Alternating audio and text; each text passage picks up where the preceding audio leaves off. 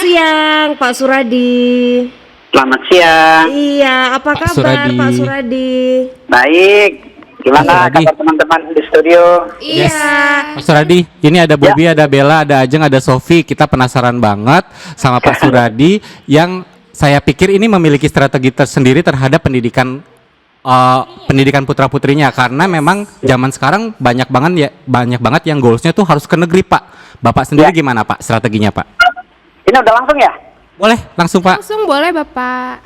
Oke, jadi gini, pendidikan itu kan proses panjang ya. Iya. Terus zaman sekarang nih banyak sekali kesempatan buat generasi yang disebut milenial atau generasi yang paling belia lah untuk menggapai cita-cita di dalam dunia pendidikan. Nah, kami sebagai orang tua dengan berbagai keterbatasan, tapi kami punya pengetahuan yang luas, jaringan. Nah, itu kita adopt, kemudian kita sosialisasikan ke anak-anak bahwa sekolah itu bisa di mana saja, termasuk di ujung dunia. Jadi saya dan istri selalu mengatakan, raihlah pengalaman ilmu dimanapun, mau di Indonesia, mau di dunia itu di Amerika, di Eropa, di Australia, terserah. Nah, dengan demikian mereka tertantang. Nah, lalu mereka kan bertanya kan, apa sih yang harus dilakukan? Ya pasti belajar, dan belajar nggak bisa instan. Jadi strategi kita itu menanamkan proses belajar dari kecil. Kalau strateginya seperti itu. Pak Suradi, ada bekal khusus nggak, Pak, yang diberikan ke anak-anak, Pak, selain hanya nasihat ya, Pak? Apakah Bapak memang ikutin anak-anaknya ke les tertentu yang mungkin buat orang-orang sedikit berpikir dua kali kalau misalnya mau memasukkan ke tempat pendidikan sampingan ya, misalnya ya? Ya. Nah, kami tentunya saya dan istri ya sudah sepakat bahwa investasi yang paling banyak adalah untuk pendidikan. Nah, cuma strateginya begini, karena keterbatasan. Jadi anak-anak di sekolah negeri, tapi kan kita tahu sekolah negeri dengan segala keterbatasan banyak kekurangan menurut kami, selain juga banyak kelebihan. Nah, itu yang kita isinya apa? Les. Jadi anak-anak kita leskan semua pelajaran di bimbel, mulai dari SD sampai SMA. Kemudian kesenian, mereka saya suruh pilih, mau piano, mau gitar, mau biola, dan 3 anak saya pilih yang berbeda-beda. Nomor 1 piano, nomor 2 pilih biola, nomor 3 pilih gitar yang laki-laki. Nah, kemudian bahasa pun demikian, semua saya lesin, bahasa Inggris terutama, sampai mampu komunikasi, conversationnya bagus, mahir, dan menulis dalam bahasa Inggris. Setelah itu saya tawarkan lagi, anak-anakku, kalau cuma bahasa Inggris doang, itu kesempatan untuk bertarung keluar tuh sedikit juga, karena pesaing kita besar. Jadi gimana, Pak? Harus ambil bahasa kedua. Jadi mereka mengambil bahasa asing kedua. Saya suruh pilih di mana sukanya. Yang pertama pilih bahasa Perancis sampai selesai. Yang kedua bahasa Jerman sampai selesai. Nah, yang ketiga, karena dia berangkat ke Eropa untuk mendapatkan beasiswa masih belia sekali, baru kursus bahasa Inggrisnya baru selesai. Jadi belum bahasa kedua, tapi di Eropa dia belajar bahasa kedua, bahasa Slavik. Jadi semua pengetahuan kita kasih. Karena dari kecil mereka nggak merasa capek. Jadi dari pagi sampai malam itu relatif mereka dalam proses belajar. Sekolah, les, kesenian. Nah, Pak, ini pertanyaannya gini, Pak. Kalau biasanya orang tua itu kan pasti selalu pengen ngasih yang terbaik gitu buat putri-putrinya, termasuk pendidikan yang formal terus informal. Tapi kemudian gimana sih, Pak, supaya anak-anak ini kemudian juga punya visi misi yang sama gitu, Pak. Jadi lahir dari kesadarannya sendiri untuk belajar, karena kan nggak semua anak-anak tuh bisa mau dan berkesadaran untuk belajar gitu, Pak Suradi. Itu gimana, Pak? Nah, yang penting ini menanamkan kesadaran bahwa di depan berat loh. Di depan mereka ini nanti kehidupan akan tambah berat karena teknologi perkembangan, kemudian persaingan yang semakin ketat, artinya dia harus punya bekal. Nah, jadi saya tanamkan itu. Nah, lama-kelamaan karena dari kecil kita sering ajak ngobrol, kita kasih contoh, kita beri pemahaman, jadi timbul kesadaran sendiri, habit bacanya muncul, terus hobinya dia salurkan. Kita memberi fasilitasi ya dengan memberikan les atau memanggil guru les. Nah kemudian hal-hal lain yang positif lagi, organisasi. Saya bilang harus berorganisasi, di sekolah aja nggak cukup. Saya masukkan loh ke organisasi internasional, namanya CISV, Children International Summer Village. Jadi di Indonesia ada tuh. Banyak dapat di Jakarta. informasi ya tentang itu ya. Oke juga Iya. loh Pak Suradi. Ya, Iya tentang Gimana? yang Terus Pak lanjutin. ya. Jadi pengalaman-pengalaman itu membentuk mereka bahwa mereka secara tidak langsung ya memang harus mandiri berjuang untuk mendapatkan cita-cita mereka. Nah, terus nah ini fungsi orang tua ya. Parent orang tua harus mendampingi mereka karena kan saya punya 3 anak. 3 anak testannya berbeda, pilihan bidang studinya berbeda, cita-citanya berbeda. Dan itu terbukti sampai sekarang setelah mereka lulus kuliah, bidangnya beda-beda. Nah, itu kita beri saluran.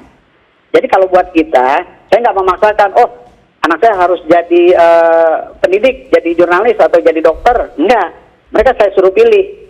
Tapi syaratnya itu harus menempuh pelajaran yang sungguh-sungguh untuk mencapai passion cita-citanya. Seperti itu, Mbak. Nah ini deh Pak yang menarik lagi, gimana cara mendorong atau memunculkan bakat anak yang sesuai tadi Pak? Karena kan, dan itu sejak kapan biasanya Bapak akan tahu, oh anak misalnya Ruli ini lebih cocok ke A gitu, terus anak kedua lebih cocok ke apa? Nah itu gimana Pak cara mengetahui bakat anak? Dialog. Jadi saya kan sibuk juga ya karena bekerja sehari-hari. Jadi waktu anak-anak masih kecil dalam usia emas sampai SMA, Sabtu Minggu itu saat yang penting kita berdialog dengan anak ketika mengantar les, kita cerita di mobil, ketika menjemput les kita cerita dengan mereka. Jadi penanaman nilainya itu sambil jalan, sambil santai sebenarnya. Terus kalau ada informasi-informasi penting dari media, saya suruh baca linknya, saya kasih majalah, saya kasih koran. Kalau ada film yang bagus, kita nonton bareng-bareng. Jadi kita banyak mendapatkan contoh buat anak-anak untuk kita berikan kepada mereka. Jadi memang harus dari kecil. Seperti misalkan yang nomor 1 sekarang kan dia sangat menyukai matematika. Dia mengambil studi S2 data science atau big data ya di Kanada yang nomor 1. Dari kecil suka hitung-hitungan. Nah lalu saya tanya, aku mau ke ekonomi Pak karena matematikaku kuat, bagus. Oke.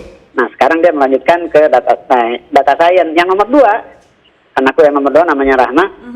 Dari awal dia mau jadi ahli hukum, nggak tahu tuh kenapa. Lalu saya tanya belakangan karena dari bacaan. Jadi bacaan-bacaan mereka yang saya support, mereka suruh pilih baca, akhirnya mereka ingin jadi sarjana hukum. Lalu dia kuliah di bidang hukum. Nah yang paling kecil ini sukanya ekonomi, tapi suka sejarah Mbak. Jadi background sejarahnya kuat banget. Nah itu saya tanamkan ketika mereka masih kecil itu. Kalau Sabtu Minggu saya ada di rumah, mereka belum tidur, saya cerita. Karena di kamar anak-anak itu ada peta dunia, Mbak. Jadi peta dunia sama peta Indonesia. Nah, 2 peta itu yang sering buat bahan cerita ketika menjelang tidur. Jadi kalau Sabtu Minggu saya temani mereka, masih kecil-kecil, yuk kita cerita yuk. Mereka suruh pilih tuh kota mana, negara mana, ketika mereka tunjuk. Misalkan malam ini kita cerita sejarah dunia loh. Mereka suruh pilih, oke Pak, aku pilih Jepang. Saya cerita tentang Jepang. Nanti yang lain malam minggu berikutnya menjelang tidur itu beralih ke negara lain atau ke peta Indonesia yang besar Mbak, saya tempel di dinding di kamar.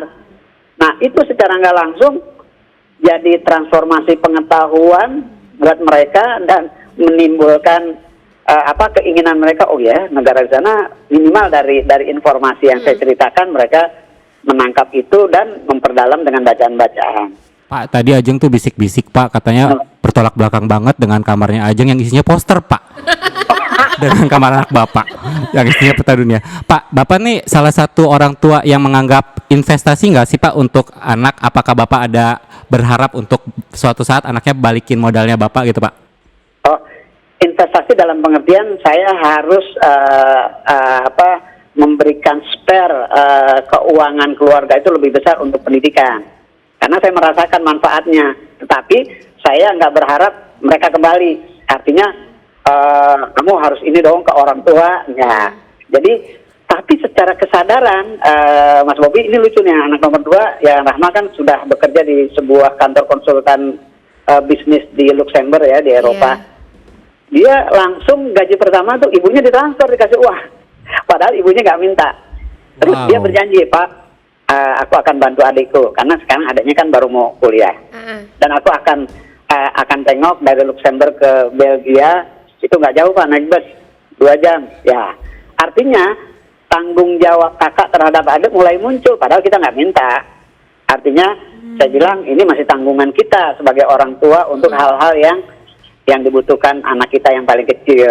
Tapi kesadaran itu mulai tumbuh karena selalu kita mentransfer nilai.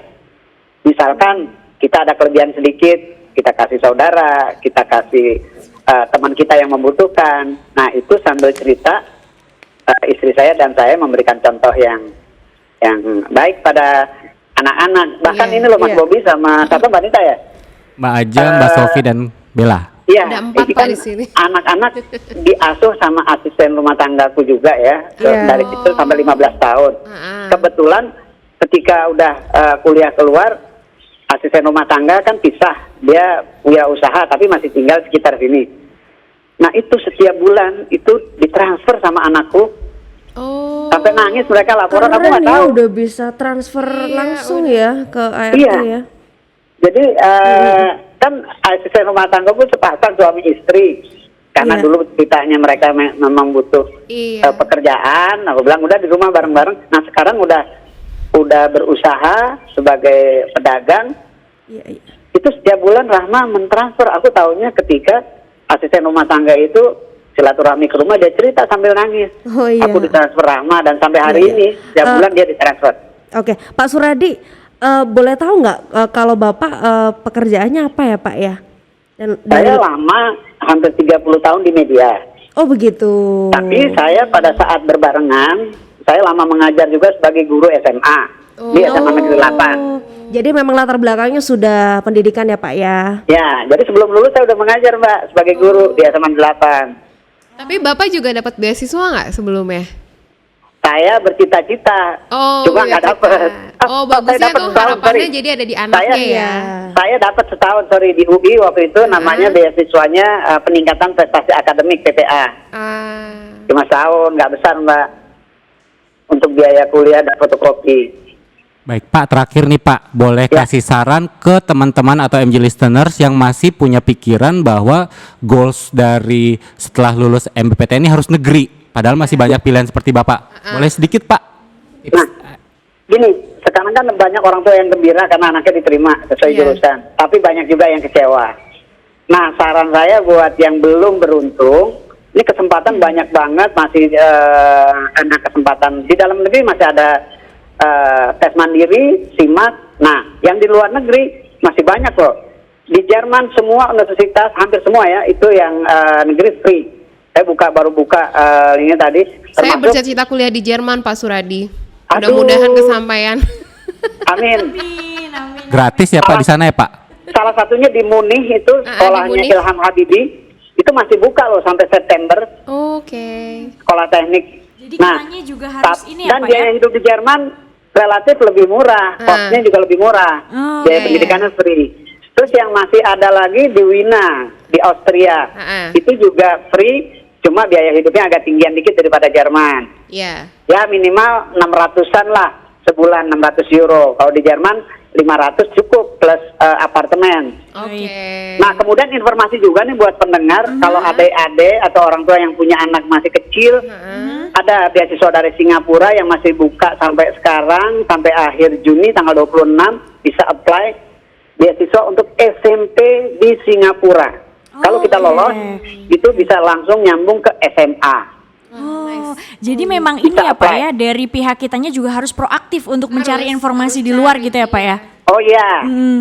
Jadi buat adik-adik kita yang baru bertarung di SBMPTN, kemudian belum beruntung, coba aja beralih sedikit, searching ke Google, kemudian apply, iseng-iseng berhadiah. Tapi kalau semangat juga lebih bagus lagi, kesempatannya masih terbuka. sejumlah negara Oke. masih menerima pendaftaran. Baik, terima kasih Pak Suradi untuk Ya. informasinya, sudah berkenan sharing sama kita, sama pendengar MJ Listeners juga ya Pak. Terima kasih. Iya. Pertanyaan kita 100 Pak, tapi waktu Pak kurang.